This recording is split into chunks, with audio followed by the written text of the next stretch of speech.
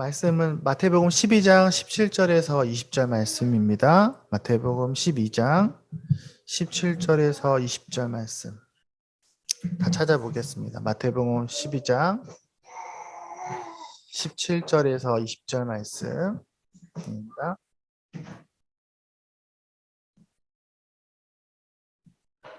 불 켜도 돼요.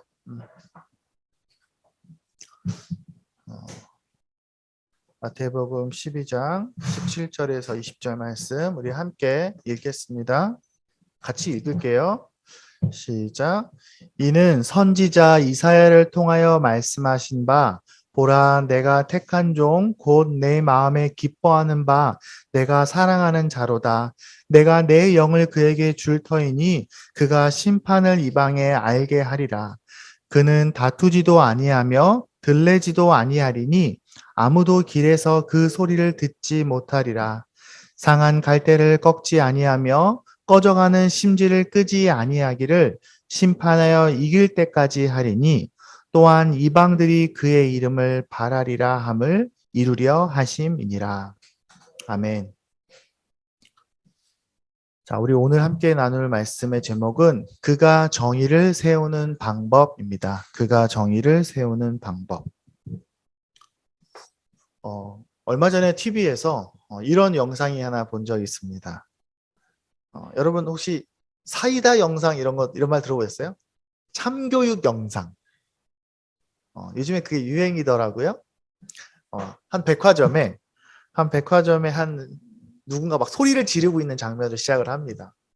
이거 환불해 달란 말이야 하면서 막 누가 막 소리를 지르고 있어요. 점원은 쩔쩔매고 있어요. 왜냐면은 너무 오래전에 사갖고 이미 여러 번 입어서 옷이 막 이렇게 입은 옷이고 영수증도 없고 막 이런데 이 옷을 환불해 달라고 막 소리를 지르고 있는 그 점원이 있는 거예요. 물론 이제 규정이 있으니까 환불하기가 어렵겠죠? 그래서 죄송합니다. 환불이 안 됩니다. 그러니까 이 사람이 옷이 이미 많이 상했고 너무너무 오래전에 샀고 영수증도 없는데 막 화를 내고 있습니다. 보는 우리가 답답해서 저분 왜 저러나 막 답답해하고 주위 사람들이 다 쳐다보고 게다가 그 지점을 담당하고 있는 그 담당자도 와서 왜냐하면 그분이 그 많이 오는 단골 손님이었기 때문에 쩔쩔매고 있습니다. 그러자 그때 한 할머니가 나타납니다. 할머니가 나타나서 누구야? 누가 우리 백화점에서 소리를 질러? 이렇게 하니까 그 손님이 또 할머니한테 당신은 뭐야? 하면서 또 막 화를 내면서 난장판을 피웁니다. 그러니까 그 할머니가 얘기를 옆에서 누가 딱 듣더니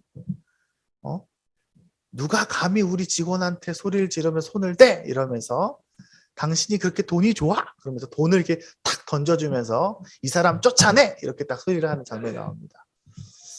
굉장히 사람들이 이렇게 쓱 미소를 지으면서 이렇게 시원해하는 사이다 영상이라고 이렇게 올라온 걸 본 적이 있습니다.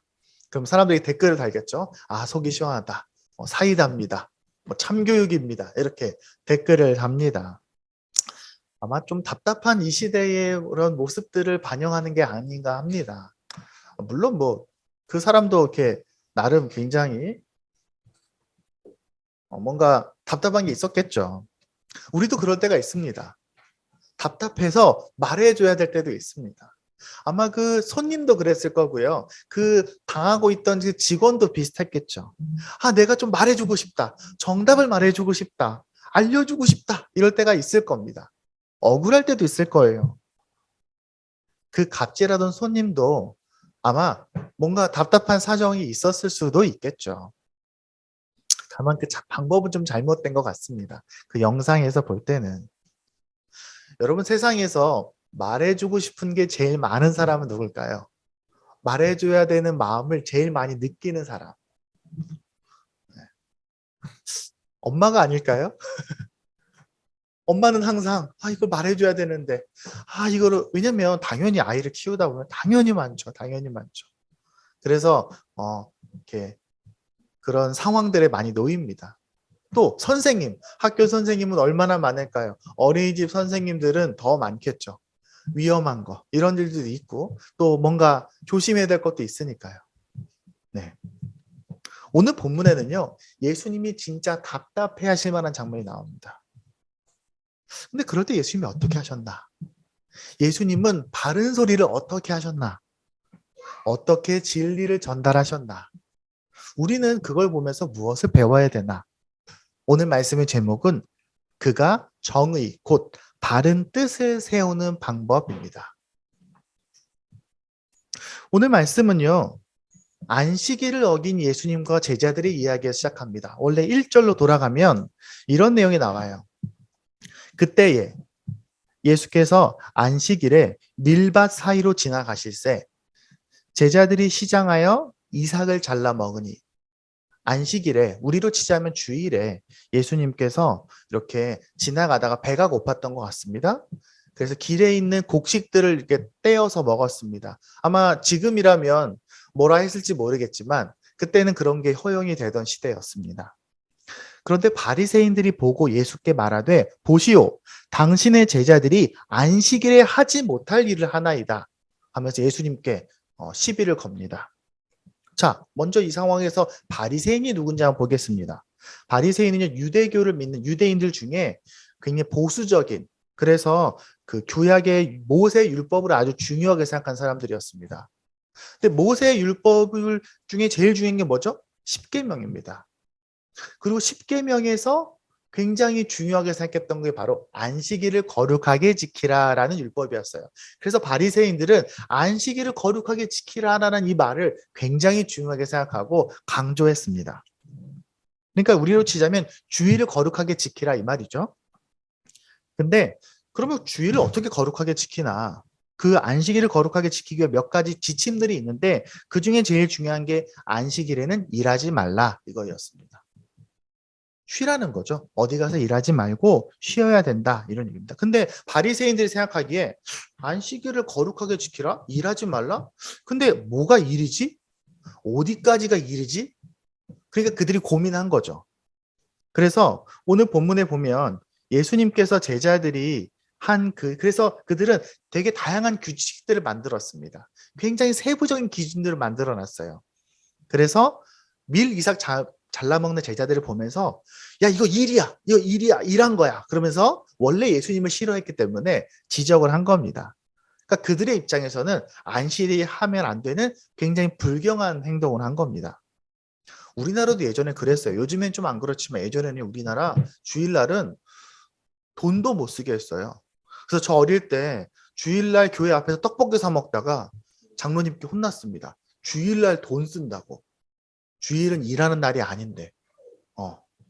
근데 요즘에는 이제 그때랑 또 지금이랑은 좀 많이 달라지긴 했지만 예전엔 되게 그런 걸 엄격하게 교회에서 따졌습니다. 근데 생각해보면 좀 답답하죠? 안식일에 배고파서 길에 있는 이삭을 떼어서 그걸 이렇게 해갖고 쉽게 말하면 오늘로 치자면 그 땅콩 까먹는 것처럼 까서 먹었는데 그게 일이라고 지적을 했으니까요. 그러니까 예수님이 이때 그들에게 뭔가 한 소리를 딱 하십니다. 점잖게. 이보시게 성전에서는 일요일에 안식일에 일해도 되지 않나? 그렇죠. 성전에서는 누가 일합니까? 목사님은 성전 주일날 일하잖아요. 나름대로. 그쵸. 제사장들도 성전에서 주일날 일하니까요. 목사님처럼. 그러니까 예수님이 이렇게 얘기하십니다. 다윗도 성전에서는 일했어. 그런데 내가 성전이야. 그런데 내가 오히려 성전보다 더 위대한 사람이야. 그러니까 내가 같이 있을 때 문제 없는 거야. 이렇게 말씀하셨습니다. 내가 안식일의 주인이야. 예수님이 성전이니까 예수님을 섬기고 예수님이랑 같이 있을 때는 안식일에 뭘 해도 된다는 거죠. 우리가 볼 때는 오 멋진데 이런 생각을 할 수 있습니다. 예수님이 성전이라는 말을 이해한다면. 근데 우리 입장에서는 사이다 발언인데 바리새인들은 그 말 알아들었을까요? 못 알아들었겠죠. 야, 네가 왜 성전이야? 성전은 예루살렘에 있는 건데 얘 이상한 사람이네 이렇게 생각했겠죠. 아마 그러면서 예수님께 한마디 했을 것 같은데 예수님이 쓱 도망가십니다. 제자들은 알아들었겠지만 그리고 10절에 가면요 또 새로운 두 번째 사건이 일어납니다. 한쪽에 손 마른 사람이 있느니라. 아마 손이 다친, 손이 뭔가 불편한 사람이 있었던 것 같아요. 그때 예수님을 딱 보고 나서 예수님이 그렇게 아픈 사람 보면 어떻게 하십니까? 보통 많이 고쳐주시잖아요. 그러니까 예수님이 고쳐주려고 이렇게 하는 거 보니까 바리새인들이 보고 있다가 예수님 하고 딱 막아섭니다. 그래서 이렇게 말합니다.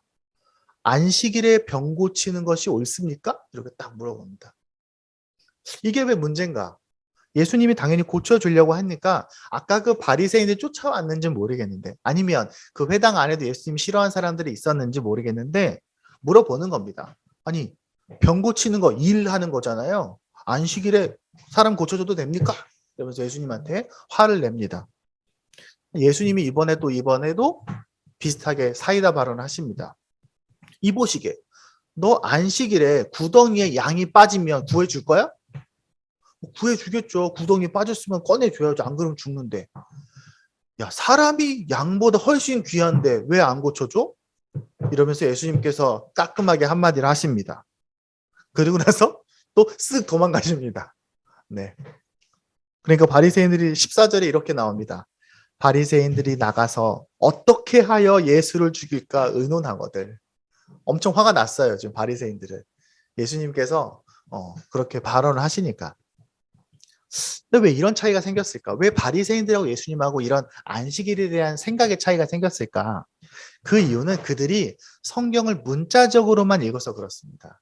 바리새인들은 문자적으로만 성경을 읽었고 예수님은 그 말씀의 깊은 원래 참 뜻을 알고 계셨기 때문입니다. 이 사람들은요, 성경에서 왜 이런 말씀 하셨는지, 이유가 뭔지 묵상하고 연구해서 그 하나님의 의도를 이해해야 되는데 그냥 일하지 말라 이렇게 했으니까요.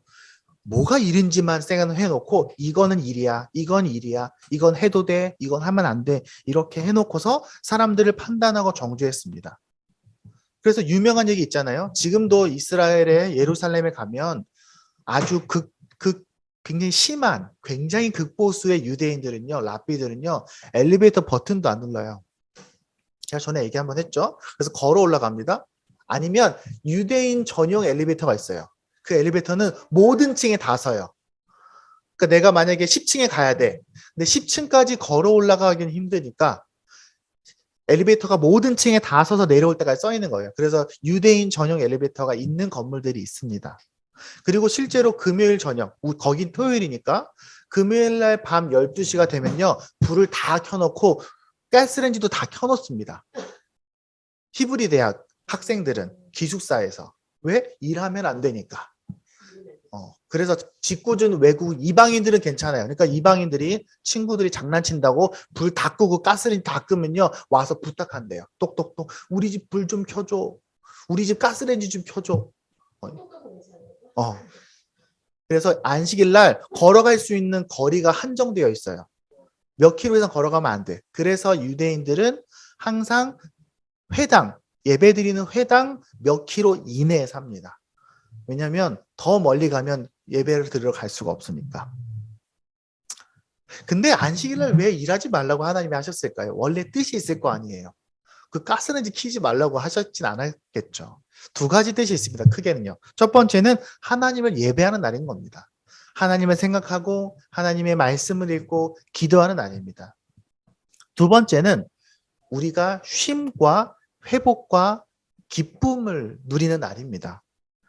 그러니까 이런 의미인 거죠. 멀리 가서 어디 멀리 다니지 말고 밭에 가서 일하지 말고 모두 모여서 같이 교제하고 말씀도 읽고 하면서 우리의 몸과 마음과 영혼을 쉬고 회복하고 다시 살아내라. 그러니까 무조건 쉬는 날은 아닌 거예요. 왜냐하면 그날은 하나님의 날이니까. 하나님이 우리를 만드셨을 때 하나님의 그 원래 자리로 돌아가게 하는 겁니다. 지친 몸도 쉬고 지친 마음도 쉬고 영혼도 세상 속에서 살던 우리의 영혼도 예배를 통해서 하나님의 자리로 돌아오게 하는 겁니다. 그러니까 바리새인들은 글자 그대로만 읽었으니까 일요일 날 사람들이 저거 일이야. 너 잘못했어. 그 얘기만 열심히 하고 있는 거예요. 하지만 예수님은 진짜 뜻을 알고 계셨으니까 이런 차이가 있었던 겁니다. 근데 중요한 건 뭡니까? 예수님이요. 더 말해줄 수도 있었을 텐데, 이런 내용을 자세하게 얘기해 줄 수도 있었을 텐데, 그들하고 뭔가 논쟁과 토론을 벌이실 수도 있었을 텐데 한마디만 쓱 하고 도망가십니다. 왜 그러셨을까요? 예수님의 발언을 보면 우리는 이해되죠. 예수님의 말이 무슨 말인지. 아마 제자들은 이해했을 거예요. 아, 예수님이 그래서 말을 하신 거구나. 근데 이 바리새인들은 이해를 못했어요. 그냥 예수님은요, 필요한 얘기만 쓱 하고 도망가십니다. 심지어 치료해준 사람들, 그런 사람들에겐요, 내가 너네 치료해줬다는 얘기 하지 마. 이렇게 당부까지 하십니다. 왜냐하면 그 사람들이 예수님이 저 치료해줬어요 라고 말하고 다니면 예수님이 곤란할 수도 있고, 반대로 야, 예수님이 정말 대단한데 하면서 인기가 올라갈 수도 있잖아요. 예수님은 그러지 원하지 않으셨던 겁니다. 근데 예수님이 왜 그러셨을까? 왜 그 사람들하고 논쟁하지 않으셨을까요? 첫 번째 제일 큰 이유는요, 그들은 들을 준비가 안 되어 있기 때문에 그렇습니다. 들을 준비가 안 되어 있는 사람에게 얘기하는 것이 싸움밖에 안 되기 때문에 그래요. 네. 그래서 예수님께서 평소에 이런 얘기를 자주 하셨습니다. 들을 귀가 있는 자는 들을지어다. 이 말을 자주 하셨어요. 왜냐면은 당시에 많은 사람들이 예수님의 말씀에 귀를 기울이는 사람도 있었지만 절대로 듣지 않겠다고 다짐한 사람들도 있었으니까요.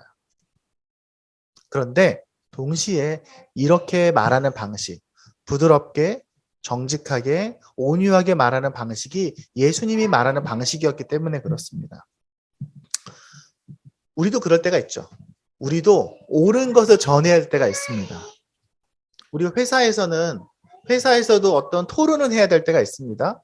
또 윗사람이 아랫사람에게 뭔가 가르쳐주고 지적해야 될 때가 있어요. 예전에 생각해보면 군대가 좀 그런 게 심하지 않았나 싶습니다. 윗사람이 이렇게 얘기해 줄 때. 가정에서도 그렇죠. 가정에서도 배우자 부부가 그렇게 얘기해야 될 때가 있고요. 부모가 자녀에게 지도해야 될 때도 있고요. 교회에서도 목사님이나 리더가 다른 멤버들에게 이야기할 때가 있습니다. 또 우리가 일상에서도 대화하면서 상대방의 잘못을 지적하거나 내가 옳다고 말해서 정의, 바를 정, 뜻, 의를 전해야 될 때가 있습니다. 그래서 가끔은 그렇게 논쟁이 되기도 하고요. 또 어떤 사람은 굉장히 좀 힘을 써서 또 너무 강하게 내 옳음을 지적할 수도 있습니다. 물론 세상에는 그렇게 필요할 때가 분명히 있어요. 첫 번째는요, 나쁜 짓 할 때. 나쁜 짓 할 때는 부드럽게 얘야 살인하면 안 돼 이렇게 얘기하진 않겠죠. 강하게 얘기합니다. 세상 법이 그렇잖아요. 네. 범죄는 그렇게 돼야 됩니다. 또 위험한 거 부드럽게 천천히 말하는 건 아니죠.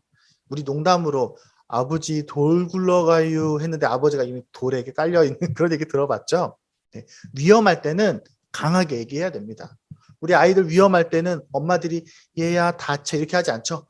크게 소리 지르면서 엄청 빠르게 얘기해야 되는 것처럼요. 또 어떤 작은 내 실수나 그런 게 큰 해를 입히는 경우에도 그럴 수 있겠죠. 저도 아이들이요, 위험할 때는 또 아주 크게 잘못할 때에는 혼을 냅니다. 하나님도 그렇게 하셔요. 예수님도 그러셨어요. 예수님도 성전을 더럽히는 자들에게는 굉장히 크게 화를 내셨고요. 또 하나님도 구약에 보면은 그들의 백성이 크게 범죄할 때에는 혼내기도 하셨습니다. 하지만 복음이 전달될 때, 또 마음이 바뀌는 부분, 또 내 진심이 전달돼야 될 때에는 예수님의 태도를 우리가 생각해 볼 필요가 있습니다. 그래서 오늘 본문 읽어보면요, 이 마태가 예수님이 왜 이렇게 행동하셨는지를 설명하기 위해서 이사야의 본문을 인용합니다. 구약의 이사야서에 있는 한 부분이 어떤 내용이냐면 메시아는 이런 사람이야 라고 예언한 데가 있어요.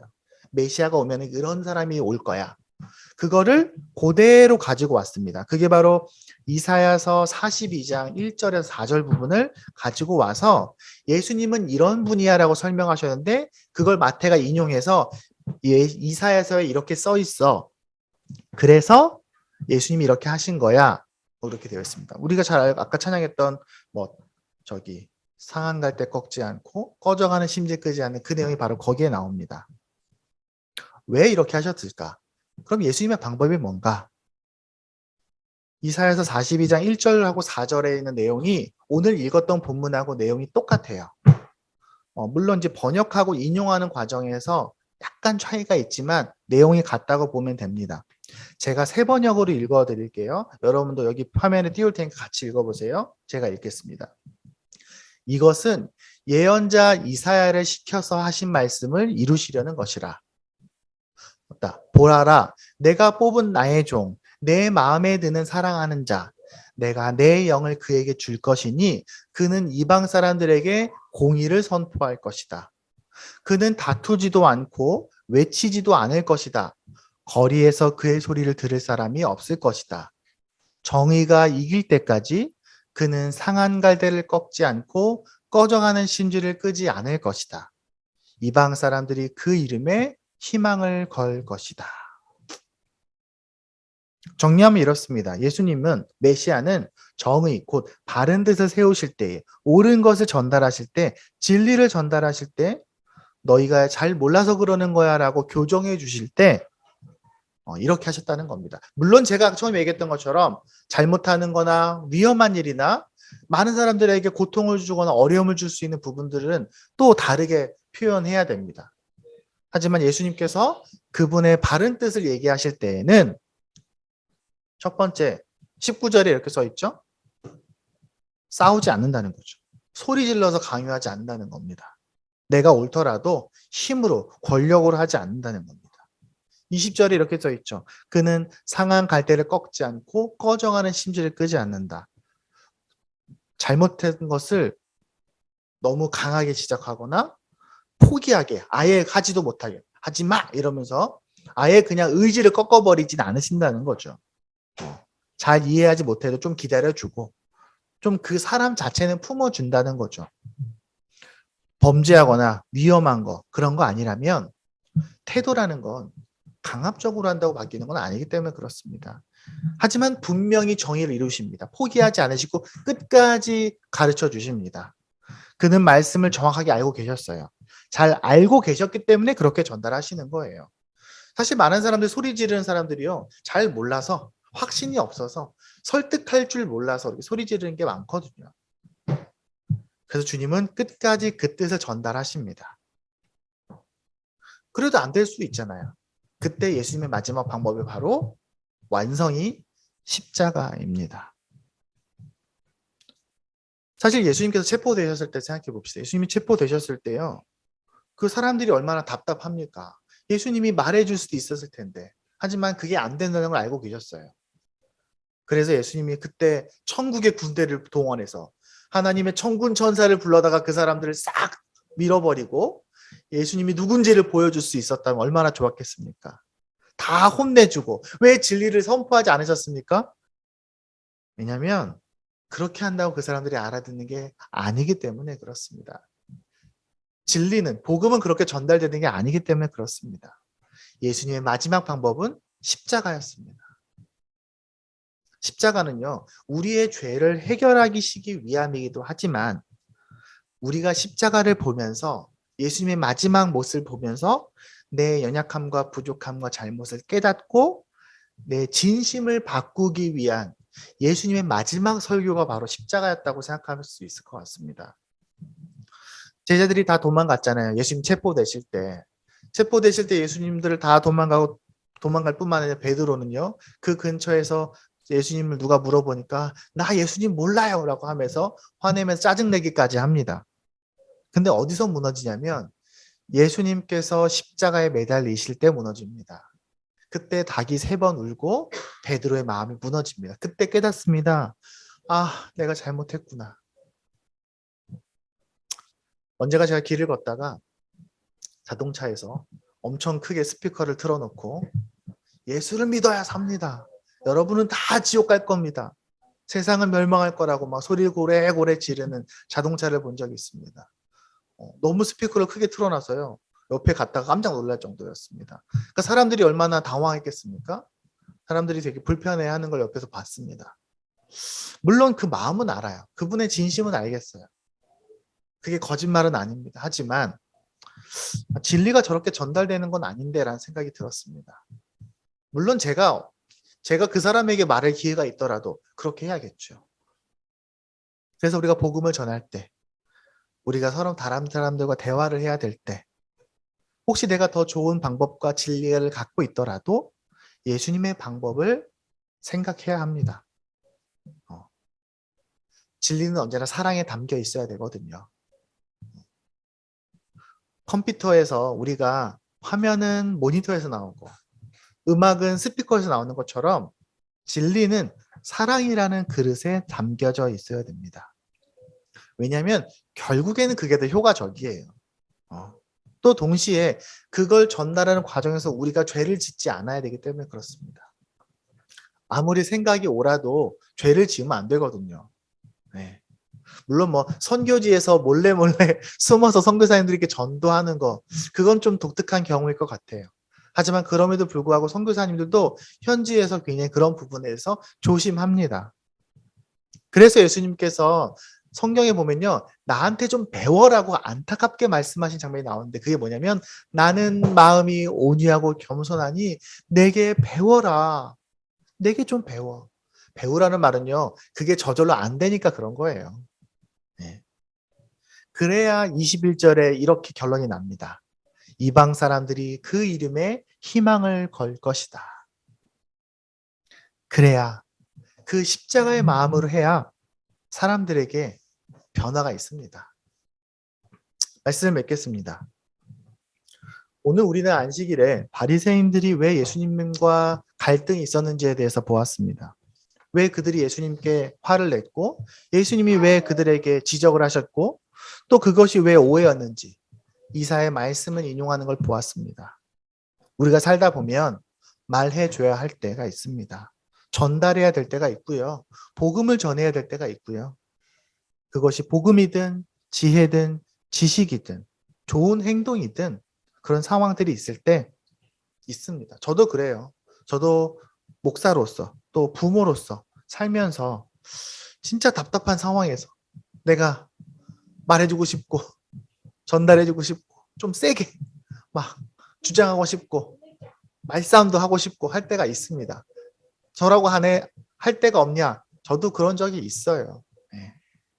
제가 소심해서 잘 안 하긴 하지만 소심해서 그러는 게 아니라 예수님께 성품을 담기 위해서 안 하는 제가 되기를 바랍니다. 그리고 여러분도 우리 모두가 다 그렇게 되게 가기를 바랍니다. 완벽할 수 없지만 또 가끔은 우리가 잘못이나 위험에 대해서는 또 다른 방법으로 표현할 수도 있지만 그래도 우리가 항상 십자가의 방법을 그 예수님의 태도를 마음에 품는 우리가 되기를 바랍니다. 근데 그건 당연히 저절로 안 됩니다. 기도하면서. 왜? 예수님의 방법이니까요. 예수님한테 그 지혜를 받아야 됩니다. 그래서 순간순간 기도하시기 바랍니다. 제가 가끔 아이들에게 뭔가 중요한 얘기를 할 때는요. 진지한 얘기를 해야 될 때는 잠깐 기도합니다. 하나님, 제가 다 잘 말하게 해주세요. 이렇게 하고 기도합니다. 물론 못하고 순간적으로 화를 낼 때도 있지만 말이죠. 그 짧은 기도, 그 순간의 기도가 우리에게 필요할 수 있습니다. 예수님께서 우리에게 그렇게 하라고 하셨으니까 예수님께서 그렇게 모범을 보여주셨으니까 우리를 그렇게 도와주실 겁니다. 그리고 나에게도 도와주실 뿐만 아니라 그 상황과 그 상대방에게도 하나님께서 역사하실 거라고 믿습니다. 그걸 믿는 우리가 되길 바랍니다. 그렇게 주님처럼 정의를 세우는 우리가 되기를 바랍니다. 함께 시간 기도하겠습니다.